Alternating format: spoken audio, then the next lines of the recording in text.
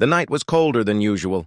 Snow fell slowly over the remote Arctic outpost, covering everything in a thick white blanket. James, the only technician stationed at the observation camp, sat near the heater, sipping warm tea. Life had become quiet and repetitive in this isolated part of the world. He monitored weather patterns and satellite data, rarely getting visitors and never expecting anything unusual. That all changed with a sudden, distant crash that broke the silence like thunder across the ice. James stood up quickly, his mug shaking, in his hand. He ran to the window, scanning the white horizon. A red-orange glow lit up a patch of land far off in the distance. His first thought was a plane crash, but something about the light and the shape in the sky didn't look human-made. Still, he couldn't ignore it. He grabbed his heavy coat, gloves, flashlight, and snow boots and headed out into the frozen darkness. The snowstorm made it hard to see, but he pressed forward. The strange glow helped guide him. As he got closer, he saw something that made his breath catch. A large, smooth silver object had crash-landed into the ice, half buried under snow. It was silent, but steam rose from one side and strange markings ran along its surface. Definitely not a plane. Definitely not from Earth. Cautiously, James stepped closer. Then he saw her. A figure was lying beside the wreck. At first, he thought, it might be a doll or a statue, so delicate, so still. But as he moved nearer, he realized it was someone alive. A girl, young but not human. Her skin was a pale lavender color, smooth like glass, and her eyes fluttered slightly, showing she was barely conscious. James froze. She wasn't dressed for this kind of weather. She wore thin, unfamiliar clothing that was now torn and soaked with melting snow. Her lips were slightly blue. Without thinking twice, James bent down, gently lifted her into his arms, and rushed back toward the station. The walk back was hard. The storm grew stronger and the snow came up to his knees. The girl felt light but cold in his arms. James didn't know who she was or where she came from. But he knew one thing. If he didn't warm her up quickly, she wouldn't make it. Finally, he reached the outpost and pushed open the door. Warm air rushed over them as he laid her gently on the cot beside the heater.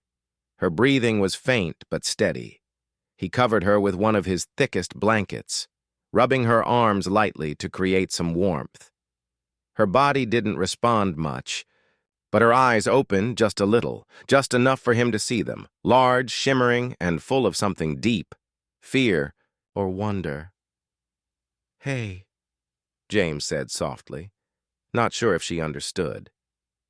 "You're safe now. You're going to be okay." She blinked slowly, but didn't speak. He could see she was trying to process everything. Maybe she didn't understand his language, or maybe she was just too weak. James brought her a cup of warm water and placed it near her. He sat close by, watching her carefully, not wanting to scare her. Every few minutes, he adjusted the blanket and added another layer. Still, she kept shivering. After an hour or two, her breathing became more even, and some color returned to her cheeks. She looked around the room now, more alert. Her eyes followed the lights, the heater, and finally James himself. He gave her a small, reassuring smile.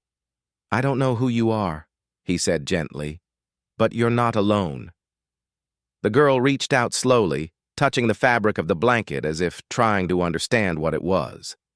Then she looked back at James and pointed toward the blanket, shaking her head slightly. James didn't understand. Did she not want it? He got up, grabbed a second blanket, and walked toward her, thinking she might want a different one. But when he reached out to place it over her, she took his hand instead. Her fingers were slender and cool, but her grip was firm. She pulled his hand gently toward the cot. At first, James didn't know what she meant, but then, through soft sounds and gestures, she made it clear. She didn't want another blanket. She didn't want to be alone. She wanted him to stay beside her. James was surprised. He stepped back slightly, unsure what to do. This girl, clearly from another world, had just survived a crash. Why would she want a stranger, a human, to be near her? But then it clicked. Maybe in her culture, being close to another living being meant safety. Maybe warmth came from closeness, not layers. Maybe she was scared and simply didn't want to sleep alone in a strange place. James hesitated.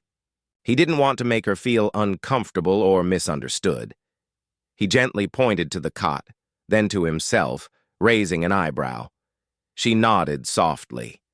Then, with slow movements, she shifted slightly, making room for him. He laid down on the very edge of the cot, careful not to disturb her. The space was tight, but he kept to himself. She moved closer, not in a strange or romantic way, just in a quiet, trusting motion, seeking warmth, like a child curling near someone they felt safe with. For a long time, neither of them spoke. The heater hummed quietly. Outside, the wind howled, but inside, something strange and unexplainable had happened. Two beings from different worlds, with no words between them, had found a fragile but deep connection, through kindness, trust, and the simple need to feel warm. James closed his eyes, knowing everything in his life had just changed. James didn't sleep much that night. Though his body was tired, his mind was wide awake. Lying beside a girl from another world was something he never imagined, not even in the wildest dreams or sci-fi stories. But here it was, real. The room was quiet except for the soft hum of the heater and the steady breathing of the alien girl beside him. She had curled up just slightly closer during the night, not too close, but enough to share warmth.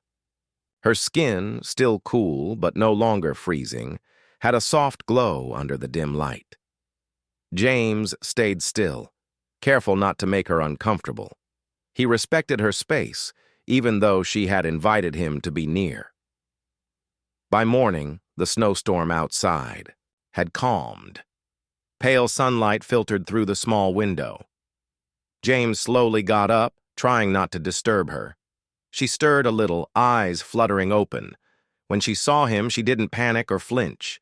She just watched him with quiet, steady eyes, curious, but calm. He gave her a small wave and a gentle smile, then moved to the kitchen corner to prepare something warm. As he poured water into a pot, he noticed her eyes scanning the room, studying the walls, the heater, the tools on the shelves.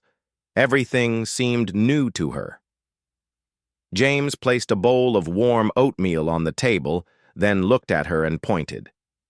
"Food," he said clearly. "It's okay. Safe." She didn't move right away. Instead, she sat up slowly, still wrapped in the blanket. James was surprised to see her posture, graceful and light, almost like she floated rather than moved. She approached the table, cautious but not afraid. Sitting across from him, she looked down at the bowl. Then she looked at James, waiting. He took a small spoonful and ate, showing her it was fine. She tilted her head slightly, then copied him. Her fingers moved carefully. She took a bite. Her eyes widened just a little. Surprise, maybe relief. She ate slowly, but with growing trust.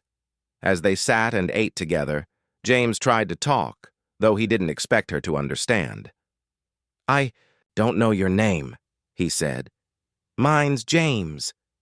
She watched his mouth as he spoke, like she was trying to catch the sounds. Then she touched her chest and made a soft sound, something like "Lyra." It wasn't loud, just gentle. James smiled. "Lyra?" She blinked once, then nodded. It felt like a small breakthrough. Over the next few hours, they found new ways to communicate. Lyra would point, gesture, and make sounds. James would answer in simple English and mimic her hand movements. It was slow, but little by little, they began to understand each other, at least in the most basic ways. She showed him a small device that had survived the crash, a piece of alien technology, cracked but still glowing faintly. He guessed it was some kind of translator or memory tool, but it was damaged. She tapped it and made a small, frustrated sound. James took a look, careful not to break it further. He didn't recognize the circuits, but he promised with his eyes that he would try to help fix it. Later that evening, as night returned, the temperature dropped again. James added more wood to the heater and laid out extra blankets. He looked at the cot, then at the floor. He didn't want to make Lyra feel like she had to share again, but she was already watching him. When he placed a blanket on the chair nearby, she stood, walked over to him, and gently tugged his sleeve. Then, using both hands, she pointed at the bed, then at him, just like the night before. James hesitated. "Are you sure?" he asked, even though he knew she couldn't fully understand the words. Her expression said more than any sentence could. She wasn't asking out of romance or confusion. It was trust. It was safety. She felt cold in this strange place, and his presence helped her feel less alone. He nodded quietly and returned to the cot. Again, he laid on the far side, giving her space. She lay beside him without a word, her breathing steady. This time, it didn't feel strange. James stared at the ceiling. He thought about how she had crashed in the middle of nowhere, how she must have been terrified, not knowing what kind of creature would find her. Yet here she was, showing no signs of panic. "Just quiet strength," he whispered. "You're brave, you know that?" She looked at him, eyes shining gently in the dim light. She didn't respond with words, but she smiled softly. The next few nights passed in a rhythm. James and Lyra would eat together, attempt to fix the damaged device, share quiet moments, and fall asleep side by side when the cold returned. Each day, Lyra learned a few more English words. Water, food, cold, safe. Her voice was soft but steady, and she listened more than she spoke. James, too, began to understand her gestures better. How a small hand wave meant no. How she tapped her chest when she wanted to ask something. How her eyes lit up when she found something interesting. One evening, as James sat by the table repairing a broken wire, Lyra walked over and placed her hand on his. He looked up. She pointed at the sky through the window, then drew a gentle curve in the air with her fingers. He watched closely. She was trying to describe her home. Though there were no words, he understood the feeling. Her hands moved like stars, and her eyes reflected something distant, maybe longing. She missed her world, her people. She had lost something out there. James placed his hand over hers and nodded. No words were needed. The bond they shared wasn't based on language or appearances. It came from something deeper. A human and an alien, brought together by accident, but connected by care, kindness, and the quiet understanding that even the coldest places can hold warmth if you have someone to share it with. The days passed slowly, but something gentle and unspoken grew between James and Lyra. The frozen world outside remained the same, quiet, cold, and covered in endless snow. But inside the small outpost, things were changing. Every morning, Lyra woke up a little stronger. Every night, James noticed she was learning more, not just about language, but about him, and maybe even about herself. Each day had a routine now. James would cook breakfast, oatmeal, bread, or soup, and Lyra would help, watching carefully, learning how to use the tools and tasting everything with curiosity. She never complained. Even when the food was plain, she gave him a thankful smile. Her expressions were soft, and her eyes always seemed full of silent thoughts. Lyra began to understand more English words. She would point at objects and say their names. Chair, window, fire. James was always patient, repeating words slowly, even drawing pictures on paper to help her learn. In return, Lyra taught him some of her words, too. Strange. Sounds at first, but beautiful in rhythm. She had a way of using her hands while speaking, adding meaning to every sound. James copied her movements, and they would both laugh when he made mistakes. One cold afternoon, they sat near the heater, working on the damaged device from her ship.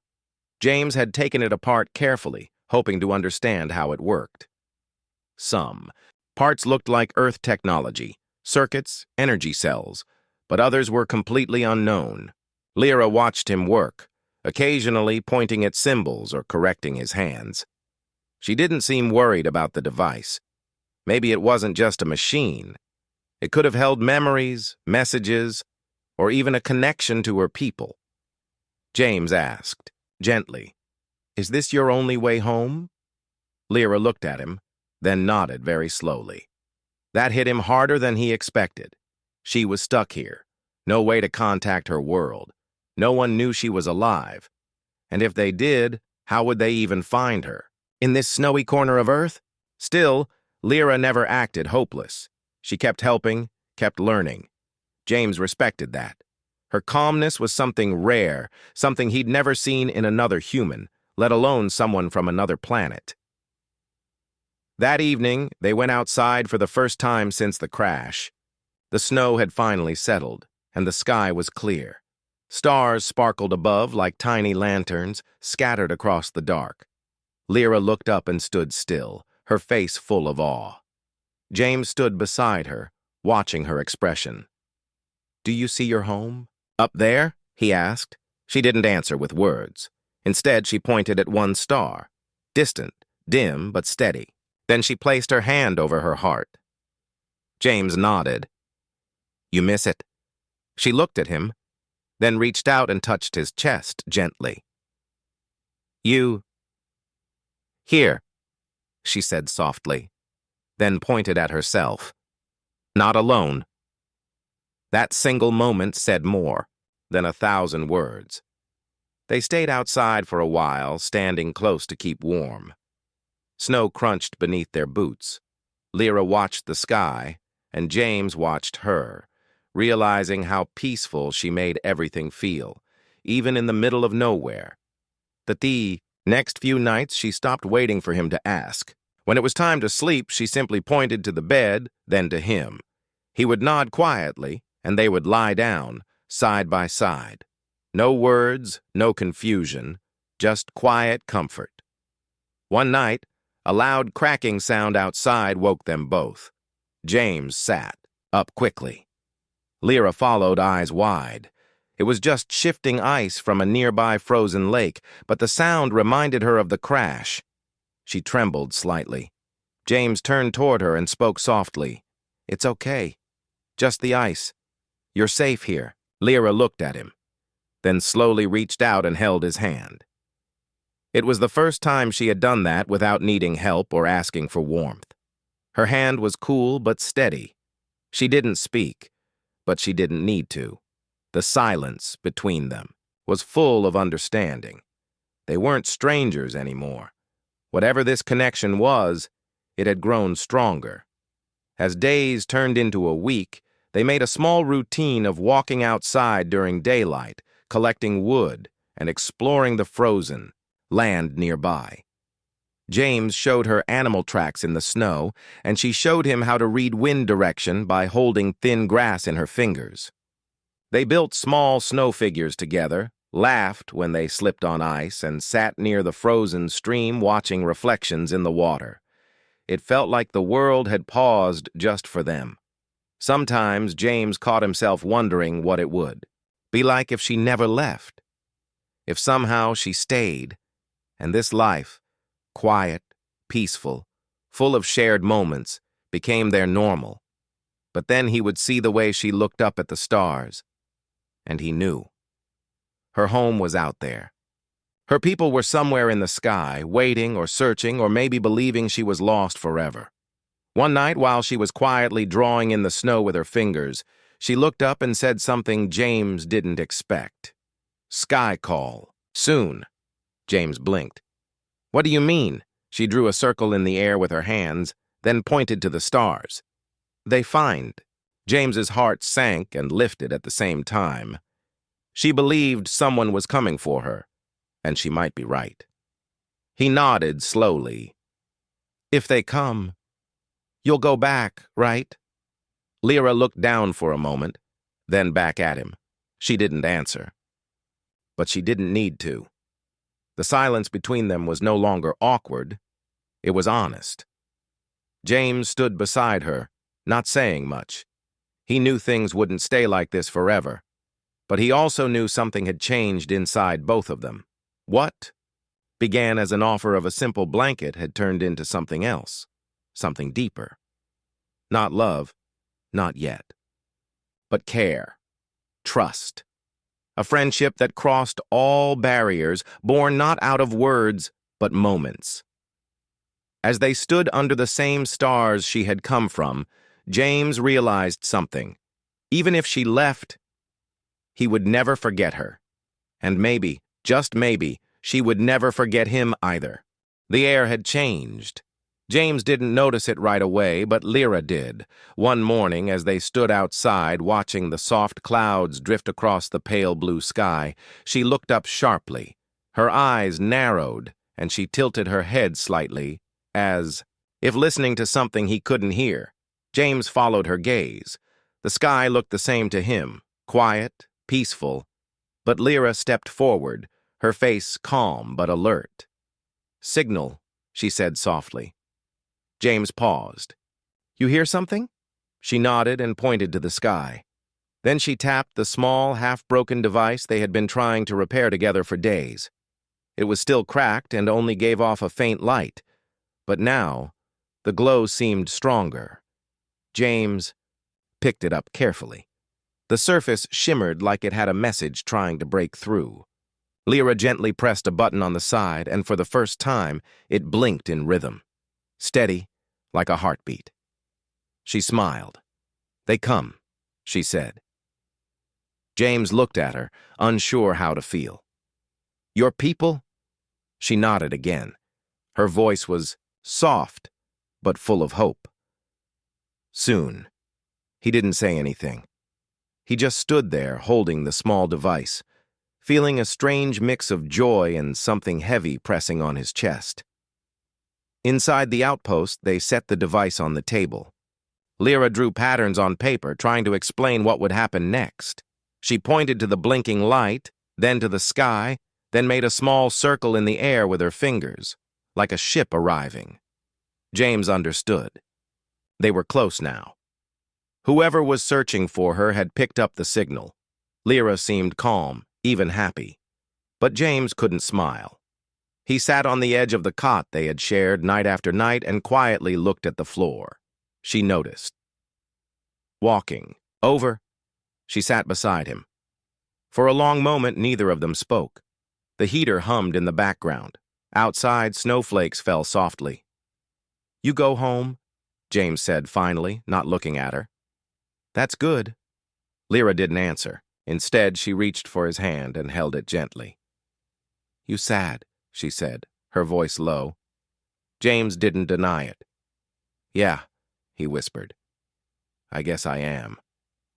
He had known this moment would come. From the beginning, he had told himself, she didn't belong here. She had a world out there, people who missed her, a life waiting for her beyond the stars. Still, it hurt more than he expected. "I don't want to keep you here," he said after a moment. "But I'll miss you, Lyra." She looked at him carefully, her eyes full of something unspoken. Then she did something unexpected. She leaned her head gently against his shoulder.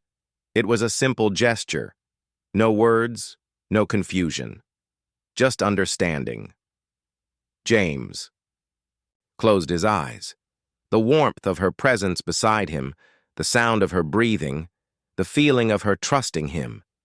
It was all too real now. Not a dream. Not a story. Just two people from different worlds sharing something they couldn't fully explain. The next day, the sky changed again. A low hum filled the air. Soft, distant, but clear. Lyra heard it first. She stepped outside and stared upward. James followed, feeling the same tightness in his chest return. High above them, almost hidden by the clouds, a light moved slowly across the sky. It was quiet, smooth, and unlike anything James had ever seen before. Not a plane, not a satellite. It was a ship. Lyra's eyes lit up. She placed both hands over her heart and whispered something in her language. Probably a name, or a prayer, or maybe just a word of hope. The signal device blinked faster now. "They close," Lyra said. James nodded, forcing a smile. "I see. That." Back inside, Lyra gathered the few things she had. She didn't have much, just the device, a few drawings, and the thick blanket James had given her that first night. She folded it neatly and looked at it for a long moment. Then she walked over and placed it gently on James's bed. He looked up. "You're leaving it?" Lyra gave a small smile. "Yours." He wanted to say something, but words felt too small for the moment. Instead, he simply stood up. The ship arrived later that evening. A soft blue beam of light touched the ground not far from the outpost. It shimmered like water, moving gently in the air. Lyra stepped toward it, then paused and turned around. She walked back to James. They stood facing each other in the snow, surrounded by silence. "I remember," Lyra said. Slowly, "You kind, you warm." James smiled, but his eyes were heavy. "You gave me more than you know." For a moment, she didn't move. Then she stepped forward and wrapped her arms around him, carefully, gently, but fully. James hugged her, back, holding on just a little longer than he should have. When she pulled away, she placed a hand on his chest. "Not goodbye," she said. Then she stepped into the light. The beam lifted her slowly, without a sound. She didn't look scared. She looked peaceful. As she rose into the sky, she held his gaze until the very last second. And then she was gone. The snow continued to fall. James stood alone for a long time, staring up at the place where the ship had vanished. The wind brushed against his face, and the cold slowly returned, but inside, something warm stayed with him. Back in the outpost, he sat on the edge of the bed. The blanket lay beside him. He picked it up, ran his fingers across it, and smiled. She was gone. But she had changed everything. The days after Lyra's departure felt quiet in a new way. Not just the usual silence of the Arctic snow or the humming of machines, but the kind of quiet that comes when someone important is suddenly missing. The outpost still looked the same. The heater still worked, the snow still fell, and James still followed his usual tasks. But nothing felt normal anymore. He found himself doing things slower, sometimes stopping halfway through and staring out the window. He would glance at the sky, hoping to catch even the smallest flash of light, something to remind him she was still out there. But the stars gave no answer. Her blanket still lay folded on the bed. Some mornings he picked it up and just held it for a while.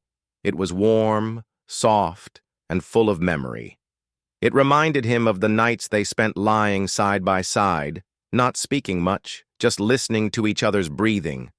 Even though they came from different worlds, those nights had felt more real than anything else in his life. He kept the small device too, the one that had helped send her signal. It no longer glowed. Whatever energy it had used was now gone. But James didn't throw it away. He placed it on the shelf above his desk, right next to the hand-drawn pictures she had made on paper. They were just lines and shapes to someone else, but to him, they were pieces of her story, images of stars. Her ship, maybe her home. Time moved slowly. Weeks passed. One day, James sat outside the outpost, watching the snow drift in soft circles. He held a cup of tea in his hands, steam rising quietly into the cold air. It had been a while since he had seen anyone. No calls, no deliveries, just snow and silence. But somehow, he didn't feel as lonely as he once did. Lyra had left something. behind. Not just her blanket or drawings, but a feeling, a reminder. That kindness matters. That connection can happen in the most unlikely places. That even in a frozen corner of Earth, someone from another world could find comfort and trust in a stranger. James often thought about the first night she arrived, the way she refused the blanket and pointed to the bed. At the time, he hadn't understood. But now he did. She hadn't been asking for warmth alone. She had been asking for safety, for trust, for someone to stand beside her in an unknown world. And he had said yes. It was a simple act, but it had changed both of them. One afternoon, something unexpected happened. A message came through his station's radio. A signal, faint but clear. James jumped up, turning the knobs and scanning the frequency. Most of the time, the radio was used for emergency reports or weather alerts. But this wasn't from Earth's network. The signal had an unusual tone. Familiar, yet not completely known. Then he heard it. His name, not perfectly said, but soft and unmistakable. James. His breath caught in his chest. Lyra, he said out loud, though no one could hear him. There was static, then more sound. No full sentences, just broken phrases. Safe, home, remember. It faded in and out, like wind through the trees, but her voice, calm and clear, was there. I remember. You. James sat down slowly, his heart full and eyes wet. It wasn't a goodbye message. It was something better. A reminder, a promise that even across the stars, she still remembered him. That night, he couldn't sleep. He sat near the heater, staring at the signal device on the shelf. It still didn't glow, but now he wondered if maybe it had served its purpose. Maybe Lyra had found a way to reach out using her own tools, from her own world. Maybe she wanted him to know that what they shared wasn't just temporary, it was real. In the following weeks, James started writing again. He wrote down everything, from the moment he found her lying in the snow to the quiet meals, to the night she left. He included the small things, too. The way she smiled when learning a new word, how she tapped her fingers on the table when thinking, how she always stood silently before going to bed, as if waiting for the night to give her peace. He titled the story simply, Lyra. James didn't know if anyone would ever read it, but it didn't matter. The story was for him, and maybe, someday, for her. As spring slowly approached, the snow began to melt. The outpost remained cold, but small signs of change were visible. Birds returned. Ice began to crack. Streams flowed again. James stood outside more often now, breathing in the crisp air, watching the horizon. Sometimes he spoke out loud, not knowing if she could hear. Thank you for not being afraid, he said once. Thank you for trusting me. The wind didn't answer, but the quiet felt softer. One morning, he placed her blanket into a wooden box and sealed it gently. Then, he added a small note inside, written in both English and the few alien symbols she had taught him. The note said, "If you ever come back, this will still be here. So will I." Then he placed the box under the cot where they used to sleep. Years might pass. She might never return. But if she did, James wanted her to know that someone remembered, that someone cared. And even if she didn't return, he still had the memory of her, a visitor from the stars who arrived in silence, changed his life, and left a piece of her world behind. He had offered her a blanket. She had given him something far greater,